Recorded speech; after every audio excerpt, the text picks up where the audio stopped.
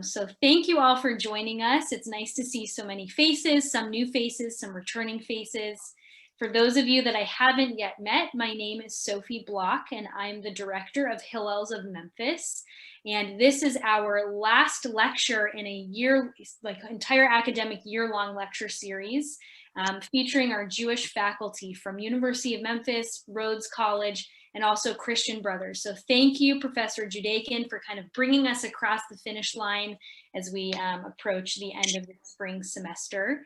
And today's speaker, as you all know at this point, is Professor Jonathan Judaken. He's the Spence L. Wilson Chair in Humanities and Professor of History at Rhodes College.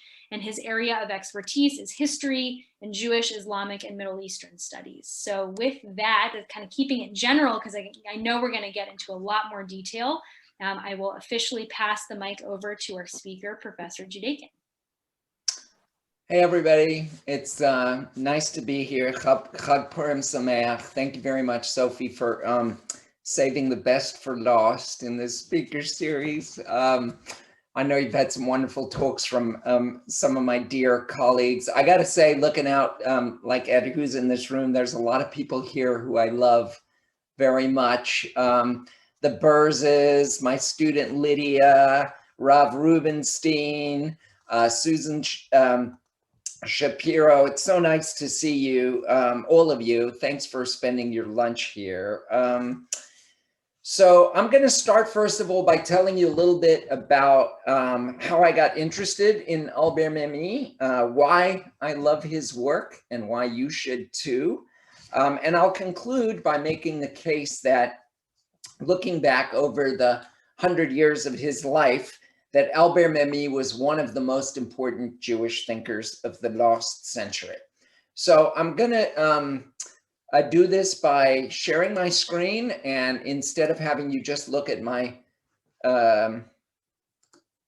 my big talking head, I'm going to share a slideshow with you. This is the cover of the book that I recently edited with Michael Lehman called The Albert Memmi Reader. More on that in just a minute. A shout out again to the Burzes who helped make this possible with support for copyright for some of these things.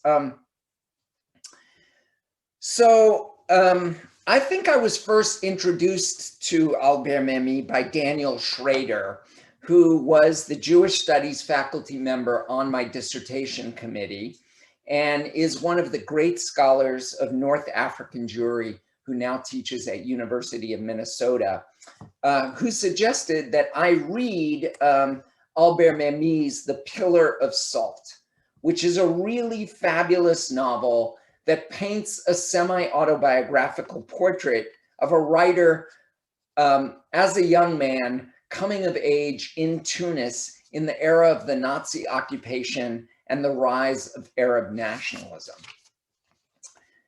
Since there's an overlap between Memmi's story and the story of the protagonist in this novel, let me pause and give you a few of the basics of Memmi's biography so that you have a sense of his life. He was born on the 15th of December in 1920 in Tunis on the borderline between the Jewish and the Arab quarters. He came from a quite poor family. His father was a saddler. His mother was an illiterate Berber.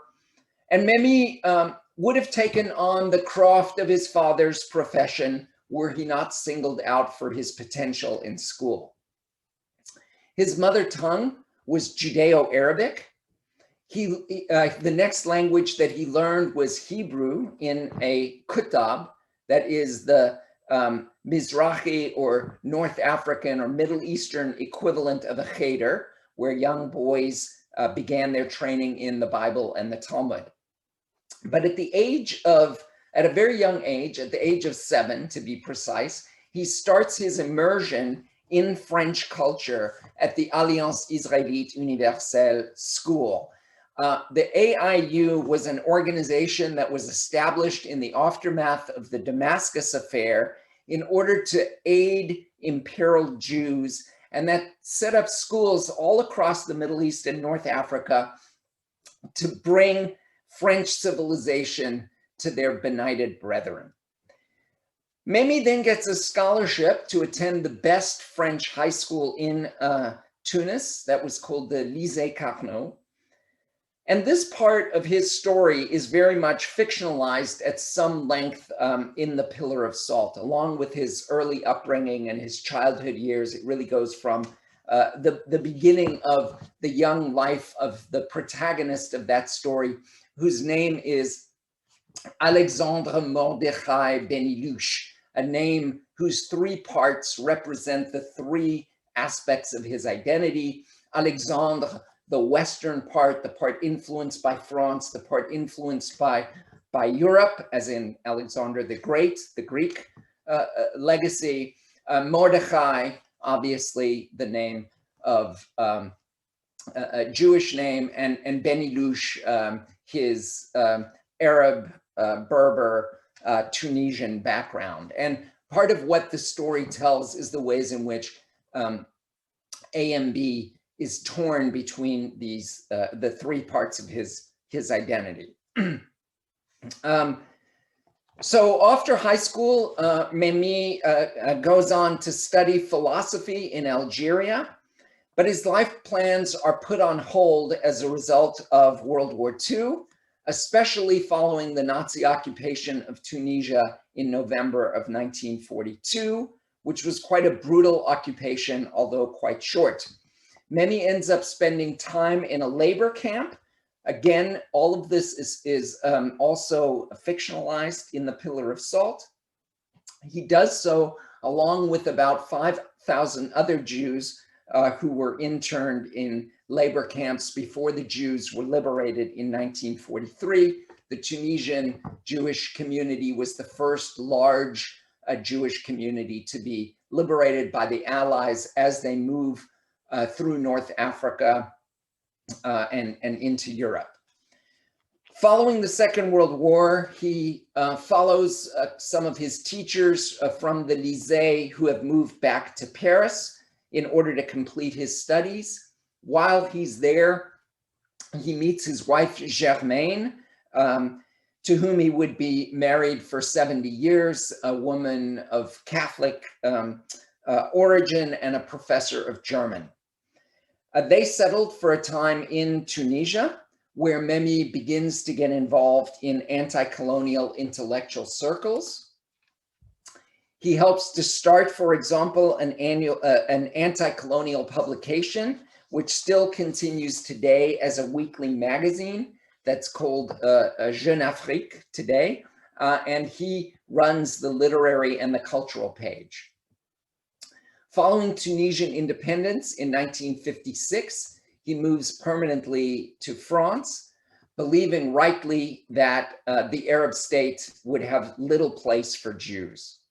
He does so having already published his first two novels, The Pillar of Salt, followed by a novel that's translated in English as Strangers.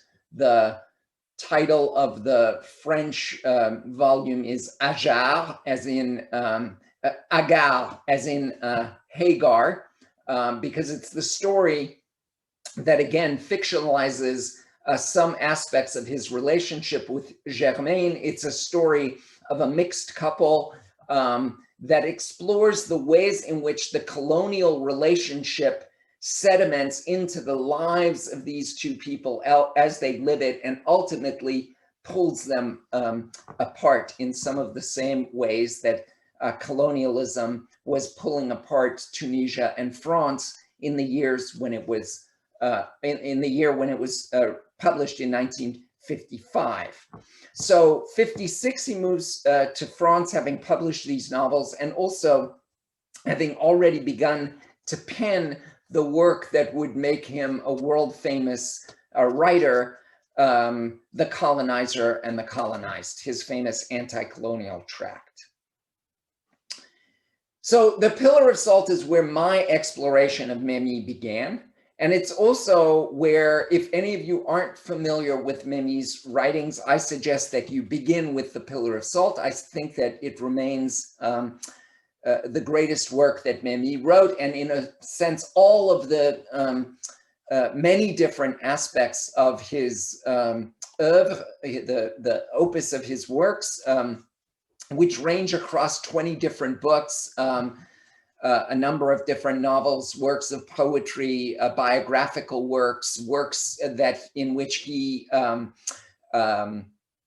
helped to canonize North African literature in France, along with hundreds of articles that he wrote over the years. All of these works, the larger themes and issues that he explores are all, I think, already there in nascent form in The Pillar of Salt. It's also just a wonderful novel and very much worth reading. So that's where I began. And Daniel Schrader told me that I should read Memmi while I was getting going on my dissertation on Jean-Paul Sartre and the Jewish question, which was a rethinking of the work of the famous French existentialist from the perspective of his interventions and representations of Jews and Judaism from the 1930s until he died in 1980.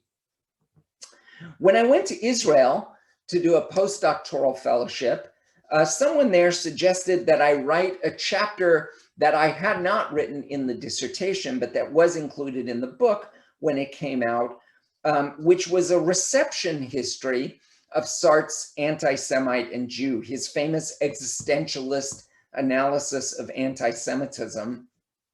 And in that reception history, I argued that text, Réflexions sur la question juive, in French, Anti-Semite and Jew, was the central source for discussions on the Jewish question in post-Holocaust French culture. And in that chapter, I included a short section that was titled Albert Memmi, the Postcolonial Jew, focusing on Memmi's writings about the Jewish condition in two books that he penned in the 1960s, Portrait of a Jew and The Liberation of the Jew. And in those pages on Memmi, my first written work on Memmi, I was critical of the fact that he was a staunch secularist and that he explained Jewish ritual life like a sociologist and an atheist that he was, instead of exploring the beauty and insight and transformative possibilities that come with Judaism as I try to live it. For Memmi, Jewish ritual life creates community, but it's mostly a compensation for Jewish historical oppression. And then I began to learn more about Memmi when the last of my doctoral students at University of Memphis, Michael Lehman, did his dissertation on Memmi at my suggestion. And when Michael got his doctorate, I asked him if he wanted to work together on the Albert Memmi reader. I knew the reader was necessary because unlike the other great Francophone anti-colonial theorists and post-colonial icons like Frantz Fanon, for example, or Aimé Césaire, certainly for people in the academy and for anyone interested in anti-colonial literature, anti-colonial theory, thinking about the origins of anti-racism in the longer term. These are names that are absolutely central. Fanon, for example, was one of the most important influences on the Black Power movement in the United States. Figures like these already have readers, and what those readers enable is people to understand a sense of the arc of the whole of someone's work, or to be useful as starting points for really beginning to think about the importance of their work. But in the case of Memmi, even for those who might be familiar with, for example, The Colonizer and the Colonized, the most likely text that people would be familiar with, or perhaps The Pillar of Salt, they are generally unfamiliar with the arc of Memmi's writings, the way that he would go on and talk about the Jewish condition, the way in which he was such a key thinker for the development of an understanding of racism and anti-racism, for the role that he would play in the development of the canonization of North African literature. So I believe that there is much more to love about Memmi than only the brilliance of The Colonizer and the Colonized. Undoubtedly his most famous work and an enduring classic, and that's part of why I wanted to put together this reader. So let me give you 6 reasons why I love Albert Memmi in order to persuade you that you should love him too. I love Memmi because given his cultural DNA, he resists easy identity categories and binaries. He makes identity as complicated as I think that it is. Raised on the borderline between the Jewish and Muslim quarters in Tunis, he called himself an Arab Jew or a Jewish Arab. He was at once Tunisian and French, and African and European. He grew up poor, but rose to intellectual heights in France. Memmi never tired of unsettling and disrupting boxed off identities. And to get at this, what I want to do is show you a quick clip of Memmi speaking a few years ago upon receiving an award from the American Sephardic Association.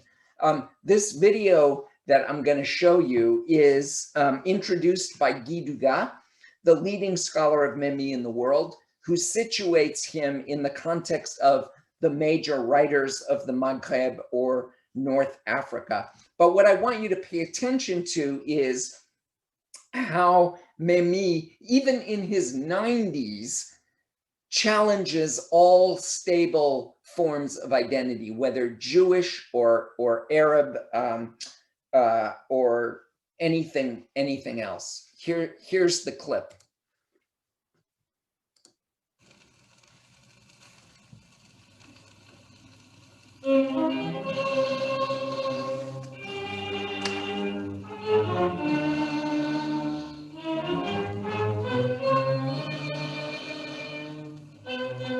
Je suis parti moi-même en Tunisie à 22 ans avec un sujet de thèse qui portait sur la littérature tunisienne, essentiellement de langue française. Et je me suis vite aperçu que cette littérature tunisienne, c'était essentiellement Albert Memmi, mais qu'il y avait autre chose, une autre dimension que la dimension tunisienne. Et cette dimension, c'était la dimension juive, dont personne ne parlait à l'époque. Memmi en Tunisie, Feraoun, Dib, Mamri en Algérie, Sefrioui et Shraibi au Maroc. Et puis on n'allait pas plus loin que cela. Et moi je me suis rendu compte qu'il y avait une dimension qui était très importante dans son œuvre, supplémentaire, et qu'elle influençait la poétique du texte également, et que cette dimension, c'était la dimension juive. Cher Albert Memmi, c'est avec un grand plaisir et un grand honneur qu'aujourd'hui, au nom de l'American Sephardi Federation et au nom des communautés séfarades du monde entier, que je vous remets la Pomegranate Award, cette récompense grenade, pour l'ensemble de votre œuvre, pour votre engagement humaniste et bien sûr pour votre contribution à la littérature mondiale. Je vous remercie d'être venu d'abord. En même temps, l'atmosphère d'amitié que vous avez amené avec vous.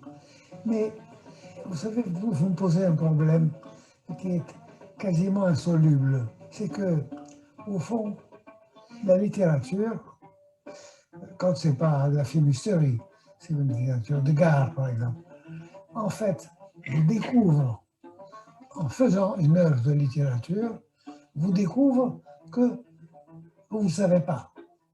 En même temps, vous découvrez des choses et en même temps, on découvre que vous faites quelque chose et vous ne connaissez pas la signification exacte de ce que vous faites vous-même, sur vous et sur les gens qui vous entourent. Alors, vous avez voulu aujourd'hui vous demander qu'est-ce que c'est que les séfarades. Au fond, je suis content, vous avez, et je ne sais pas. Je ne sais pas. Qu'est-ce que c'est qu'un juif, hein, quand j'étais en Tunisie, j'étais encore jeune professeur et j'enseignais au lycée de Tunis. Et pour nous, un juif, c'était les Polonais. Ce n'est pas des Arabes. Naturellement, ils n'étaient pas des Arabes. D'ailleurs, qu'est-ce que c'est qu'un Arabe? Avec mes amis arabes, je dis aussi, mais vous ne savez pas, vous n'êtes pas plus arabe pour moi. Vous êtes des Kabyles, des Turcs, des Afghans. Qu'est-ce que c'est un Arabe? On ne sait pas. Mais il est admis que les Tunisiens, c'est des Arabes. Et la Tunisie, c'est l'Arabie. Eh bien, qui étions-nous exactement? Il y avait toute une partie qui est arrivée d'Espagne, des Juifs, connaissaient peut-être davantage le Talmud que les gens de Pologne. Oui. Mais parce que c'était ça leur culture. De temps en temps, quand ils ont commencé à souffrir eux-mêmes à cause du nazisme, à ce moment, ils se sont dit, mais qu'est-ce que c'est que ces gens? Pourquoi ils sont des ennuis? Et nous, les séfarades, on a toujours des ennuis. On n'a jamais vécu en paix. Maintenant, c'est des tas de notions intellectuelles de la culture mondiale qui m'assaillent. Par exemple, qu'est-ce que ça veut dire, ça? L'identité. Bon, certains de mes amis, même séfarades, nous avons une identité séfarade. Alors je dis, identité de quoi? Qu'est-ce que vous mettez dans cette identité? Ils croient qu'ils ont fait une identité culturelle, une identité, et c'est ça la communauté juive. Alors, qu'est-ce que vous voulez que je vous dise? Je vous remercie de me poser toutes ces questions et d'être venu ici avec vos appareils et votre amitié. Mais je n'ai pas de réponse. Et actuellement aussi, je me dis, qu'est-ce que tu veux comprendre dans tout ça? Qu'est-ce que tu veux comprendre? Ce que tu peux, au moins, c'est aimer tout le monde. Et j'avoue que là, j'ai un peu une espèce de révolution intérieure. L'histoire, c'est un carnaval. Un carnaval plus ou moins tragique. Parce qu'on va épurer, choisir le meilleur. Et si on demandait aux Français de Tunisie, ceux qui ne sont pas partis, de qui ils sont exactement? Ils ne savent pas non plus, vous savez. Personne ne sait exactement qui il est. Alors qu'est-ce qu'il faut faire? Eh bien écoutez, on va s'aimer. Voilà.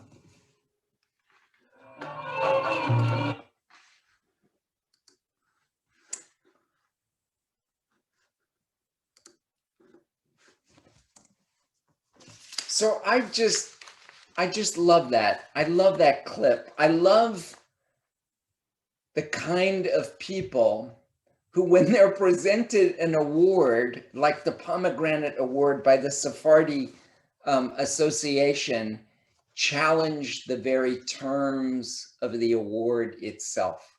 These are the kinds of people who have always spoken to me. The kind of people that Michael Walzer called connected critics. I love the sensibility that Memmi expresses at the end, where he says, you know, it's a kind of Socratic wisdom that he knows what he does not know, even about the very identity categories that are supposed to define him. I love the fact that he talks at the end about history as a carnival that is more or less tragic. We are very much living through the carnivalesque in history at the moment. So, you know, I just love Memmi, first of all, because he so dramatically illustrates that in a time in the world in which we so often define our perspective on the world from the boxed in identities that are supposed to be our essence, he reminds us that identities are not as stable and monolithic as we often assume them to be, but that they are layered and they are relational. I love Memmi because identities for him were a problem to explore, not a box to tick.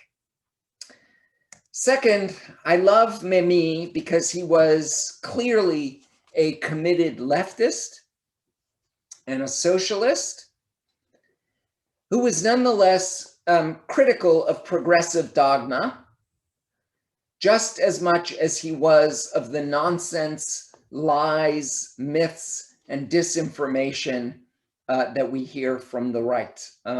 And I think that that is as true for both how leftists and the right have approached the problem of anti-Semitism and racism, for example, but also colonialism and decolonization.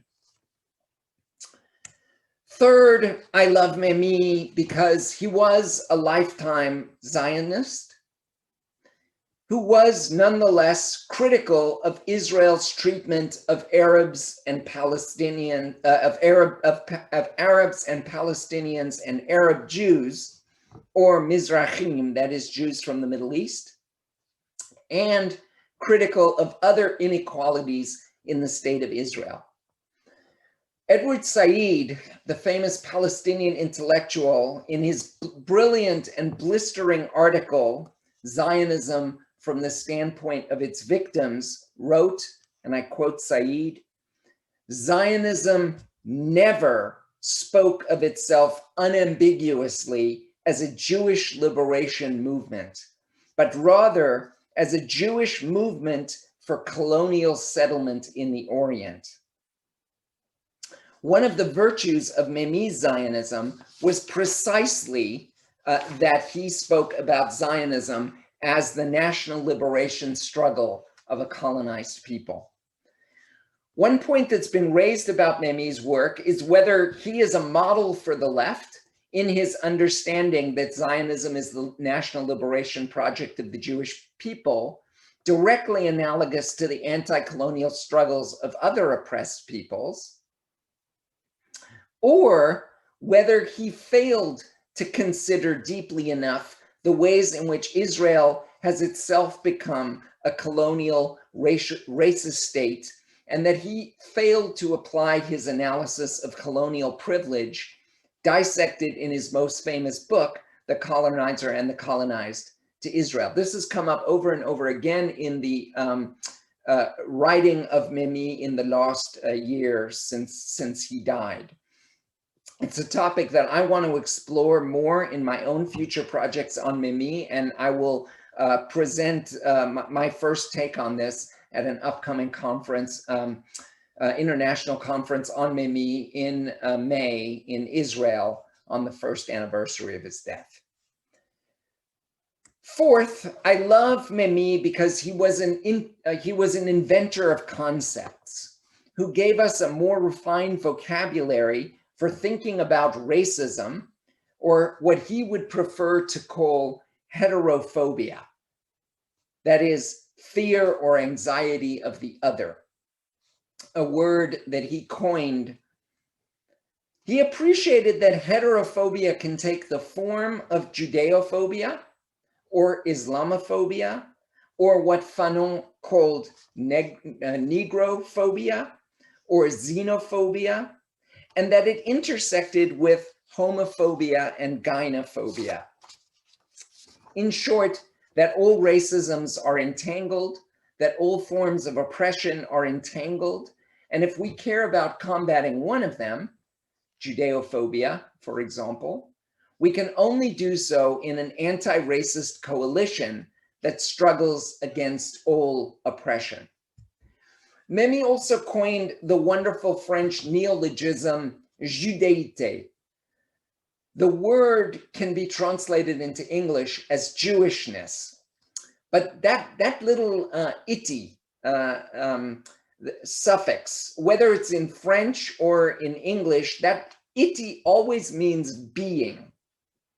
And what Memmi explored in his writing about Jews was what being Jewish means existentially, asking Jews to think about what the meaning of their being Jewish is.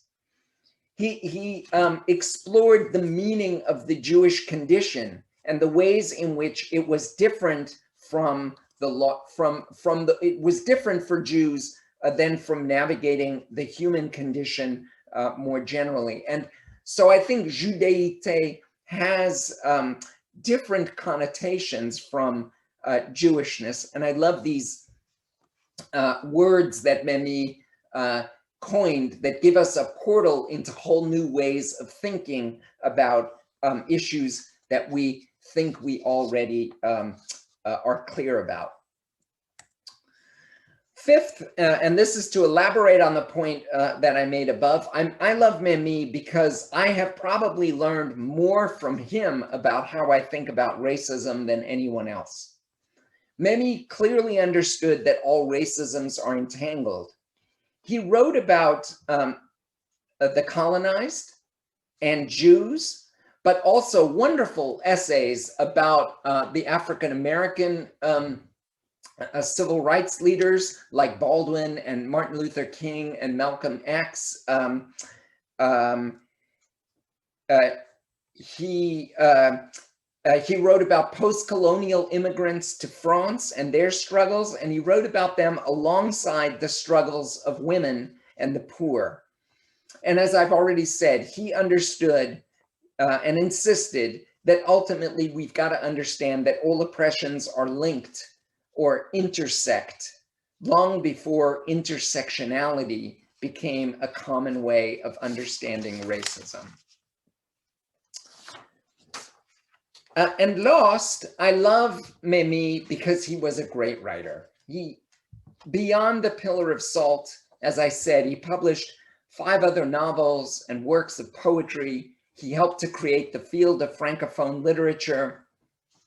And as my colleague Leah Brosgill, who's a professor at UCLA, has argued in her important book on Memmi, he was also an important theorist of literature as well as a novelist. But Memmi's writing is remarkably insightful because his craft as a writer translated into his sociological and philosophical essays, making his writing easy to understand, but also textured and layered, offering depth. So, having co-edited this compendium of Albert Memmi's writing, which attempts to distill the library of a great writer into the covers of a single book, I'm always surprised when people that I speak to about his work have never heard his name. After all, as I've tried to suggest here, he was one of the most important Jewish writers of the 20th century. He belongs in the pantheon, along with Freud and Einstein, with Hannah Arendt and Jacques Derrida, with Elie Wiesel and Primo Levi, and with all the other titans. Born in December 1920 and passing from us last year, we are now in the midst of the centenary of his life, and it's a good time to finally place him in the cultural pantheon where he surely belongs.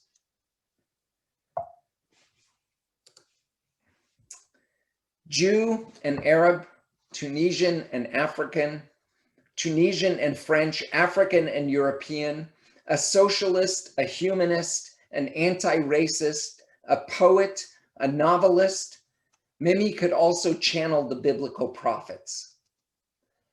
There are 2 visions of humanity and 2 philosophies, he wrote in his Summa Racism. This encompasses the fundamental moral discussion of love, or hate of the other, of justice or inequality, of justice or injustice, equality or oppression. For ultimately, the essence of morality is respect for the other. Memmi not only echoed this message that we have learned from his confrère Emmanuel Levinas, another one of the great French Jewish writers of the 20th century, but he also taught us that we must respect and honor the others within us. For like Memmi, we are all multi-layered. We are all exiled. We are all primed to want to dominate others, but must be taught to love difference. We are all vulnerable and anxious, which is the source of why we often define ourselves against others. We are all dependent beings in search of our humanity, and marinating in Memmi's writing brings us in touch with this. This is why I love Memmi and why we need Memmi now more than ever. Thank you so much. You've sold me on him. I'm certainly going to do my follow-up research and learning. So thank you so much for framing that. And I'd love to open up the floor for questions. I'm happy to get us going with a few, but please, if you have a question for Professor Judaken, feel free to put it in the chat box and I can read it, or take yourself on mute, when the time comes. But I would love to know how Memmi's way of thinking about Jewish identity has influenced your own sense of Jewish identity personally. I know you've talked about his influence on you academically and intellectually, but how has he impacted you in terms of your own Jewish identity, Professor Judaken? Sophie, that's kind of a complicated question, because in a way, I come out of this intellectual tradition where, like, I went to do my doctorate at UC Irvine because I would have had the opportunity to study with Jacques Derrida, and I did. And Derrida is the person who gives philosophical expression to the idea of deconstruction. And a lot of you know that word, people use that word all the time, and they use it as if it is a verb to pull things apart. And that's a little bit of what Derrida meant by that term, but this tradition, post-structuralism, and even beginning with existentialism through post-structuralism, these waves of intellectual currents, all of them problematize the notion of essential identities. And one of, like Memmi, I'm a wandering Jew. I was born and raised in South Africa, and I ended up moving to Southern California, and I went to live in France for a year after I completed my BA, because I knew that the academic work that I wanted to do would require me to have a deeper knowledge of French. And after completing my dissertation, as I mentioned, I went to live in Israel for 2 years. And I've now lived in Memphis for longer than I've lived anywhere else. And so both coming out of this intellectual tradition that deconstructs essentialized, stable, homogenized, uniform ways of thinking about our identities as if they fit in neat boxes, but also on the basis of my own journey in life. I've known for a long time that my identity is not stable and unproblematic. I oftentimes, for example, part of the attraction again with Memmi is he's a porthole into Sephardi and Mizrahi Jewish identity. That's not my legacy. In my family, we have traced our family history back hundreds of years, and it's a very clear Litvak, Lithuanian, Ashkenazi identity, but my inner child is a Sephardi Jewish woman.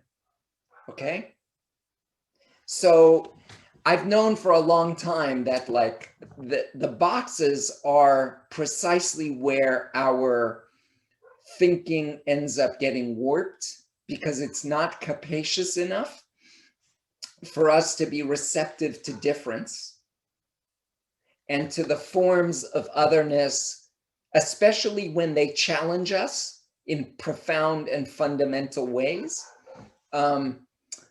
Memmi just solidifies and articulates in the most wonderful language the kinds of meanderings that I think have been a part of like my own exploration of my own Jewish identity, but also my exploration of Jewish identity intellectually in the work of, and what its consequences are, like what Jewish identity means in the context of, you know, Israel, anti-Semitism, racism.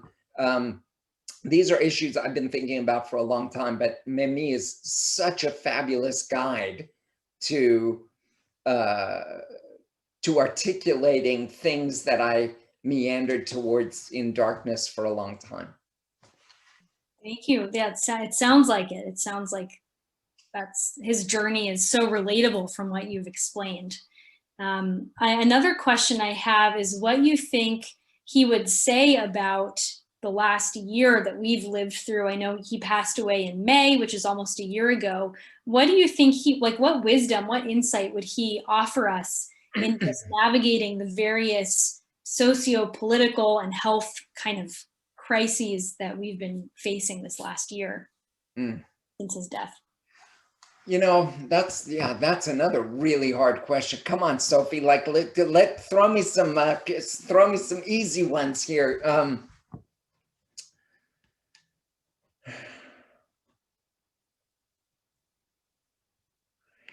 Yeah, it's a really complicated one. I mean, part of what we find in lots of Memmi's later writing is a series of positions that that sometimes get read as if he like was moving more towards a conservative, in a more conservative direction. So, for example, he was already skeptical about the Arab Spring, and he was skeptical about it because he said that. So this isn't the last year, but this is the last 10 years. I'll kind of go from there and just think my way through your question as I articulate some things that I know Memmi would say. He was skeptical because he was worried that the spring would not lead to the summer. In other words, that this like efflorescence of and a strong critique of authoritarianism and a lack of democracy and a lack of human rights within the Middle East would not end up being institutionalized in the Arab world as quickly as people thought that it might be. And of course, that's proven to be true. Memmi, as I already mentioned, was a staunch secularist. And so one of the things that's going on, that's been an ongoing issue in France, has to do with the ongoing attacks by jihadi militants and the ways in which they sort of ricochet across the French Republic and then are responded to by the French Republic. France is, of course, the single largest context of Muslims living side by side of Jews anywhere outside of the state of Israel. And so this has ripple effects through the Jewish community as well.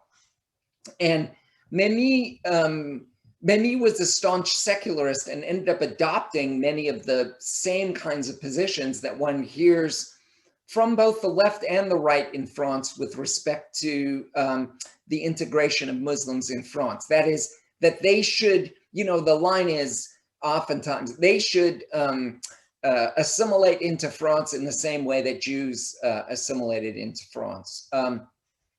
And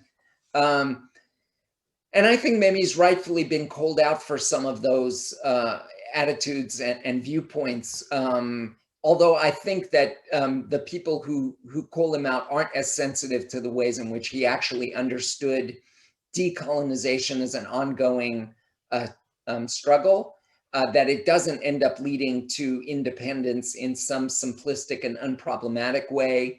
That he was very clear that Muslims in France were, and immigrants into France were what he called the new slaves, and that they lived in conditions of penury, that they effectively experienced institutionalized discrimination, that the ghettos that they end up forming, that end up reduplicate some of the conditions of the countries where they come from, which is oftentimes seen as, sort of inexcusable, were means by which they could cocoon and protect their identity in a context of hostility and exploitation. And Memmi argued this is exactly the way that Jewish ghettos function for Jews. So he oftentimes would make directly these same kinds of parallels. But Memmi wanted Jews to move beyond a ghetto mentality.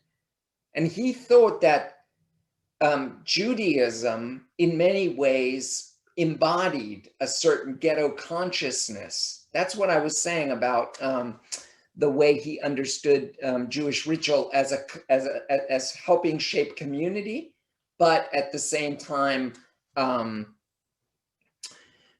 it was all just a response to oppression, right?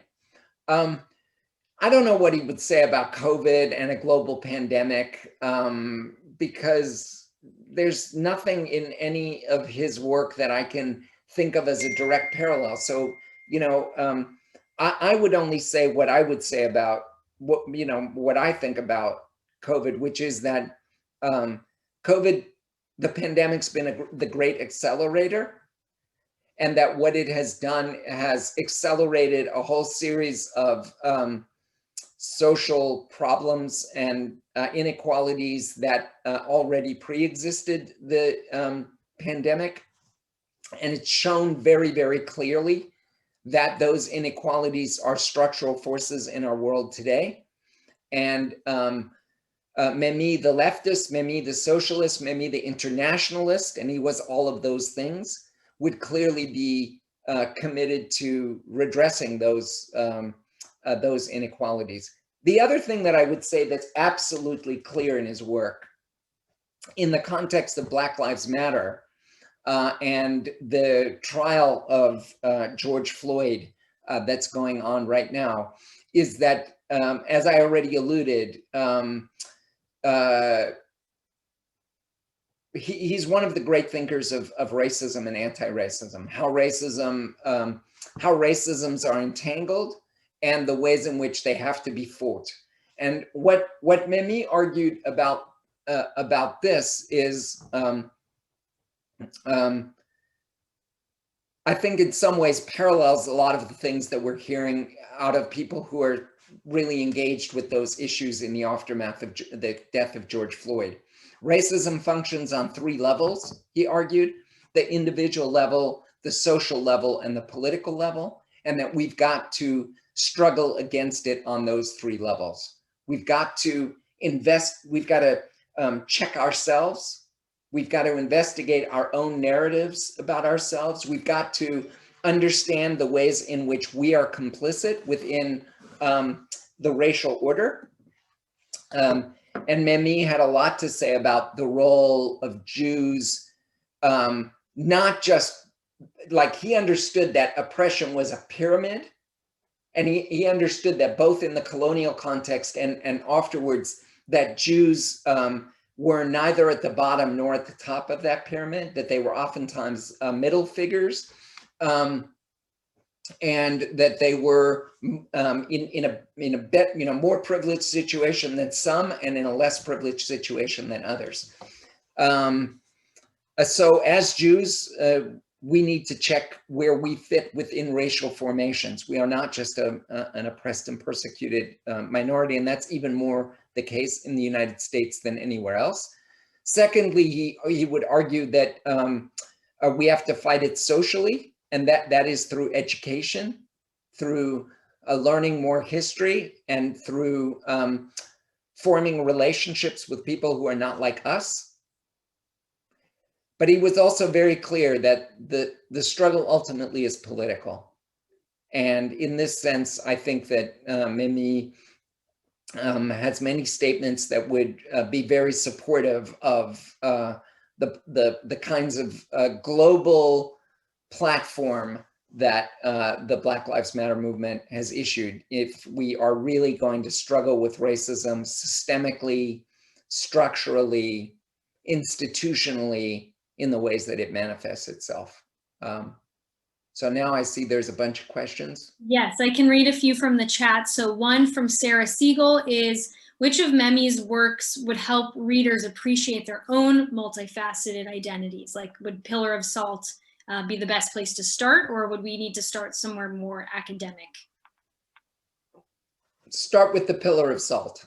I mean, as I just briefly alluded to, Sarah, Alexandre Mordechai Ben Ilush, A and B, those three names themselves represent the three poles of his identity and the ways in which he himself ends up getting pulled apart as a result of trying to,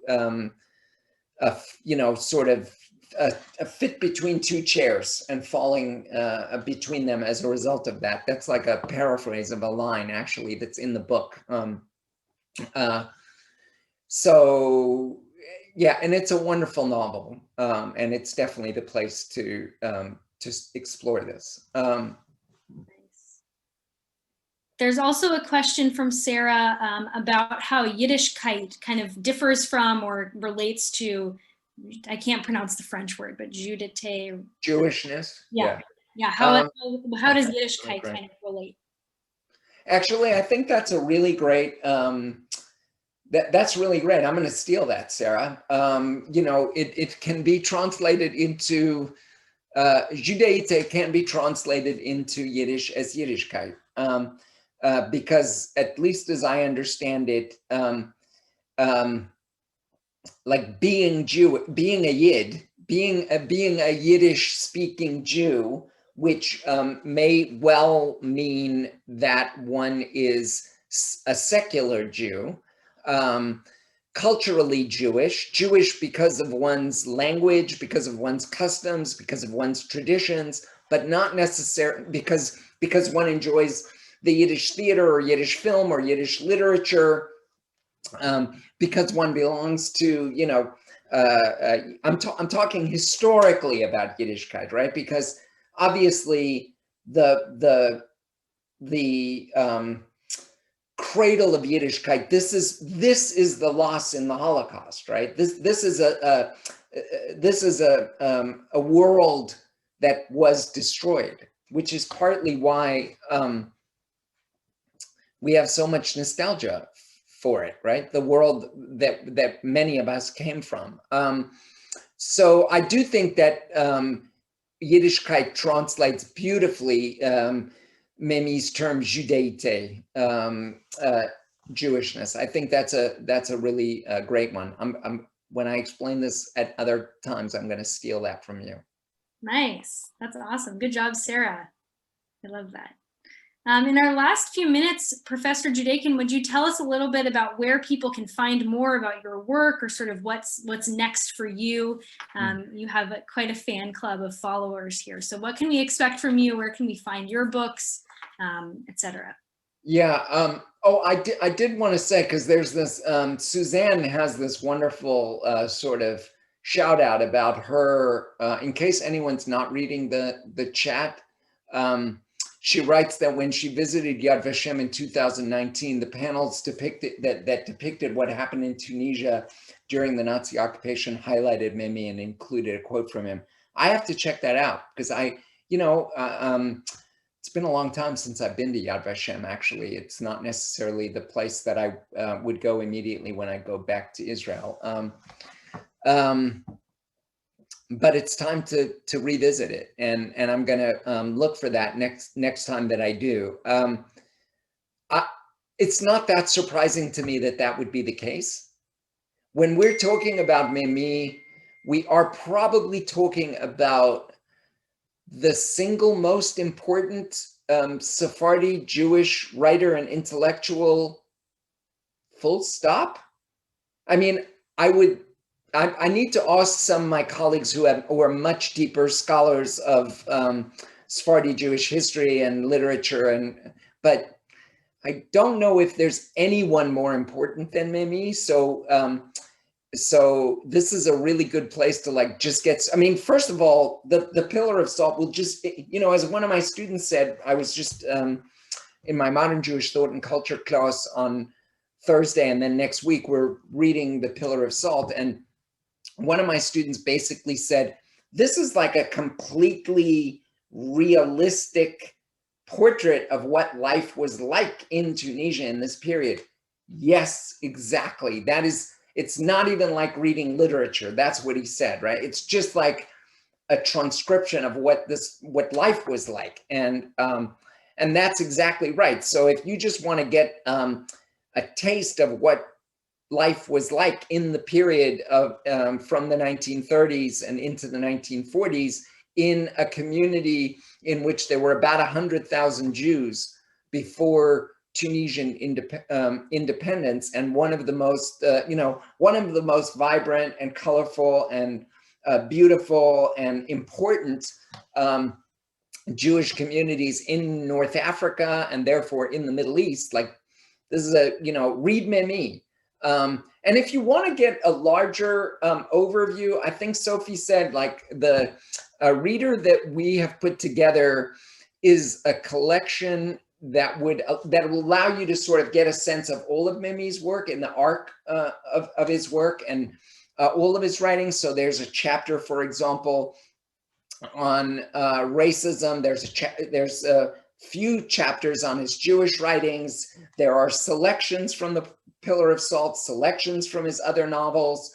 And Sophie said she'd send y'all a coupon. It's a little bit of an expensive book as a hardcover, but with the coupon, it's much more reasonable. But it's not that surprising to me that he would be quoted in Yad Vashem, because, it would be like, I don't know, like quoting Martin Luther King, for example, in the context of talking about some aspect of the civil rights struggle, right? This is the level of a figure that we are talking about when we talk about Memmi.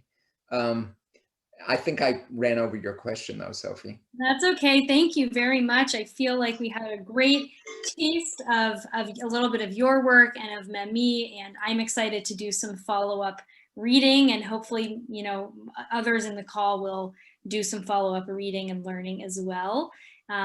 Thank you all for tuning in today. This is, as I mentioned, our last lecture in a year of lectures. So thank you, Professor Judaken, for bringing us across the finish line. This lecture and all of the other lectures are recorded and archived on the Hillels of Memphis website. So I would be happy to send the link to that page around after this call as well, for you to go back and review any that you missed. And we look forward to future collaborations with professors just like Professor Judaken, including him. Hopefully we'll continue this series next school year. So thank you again.